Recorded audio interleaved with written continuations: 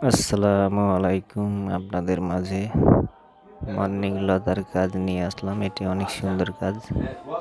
কাজটি সম্পন্ন হয়েছে।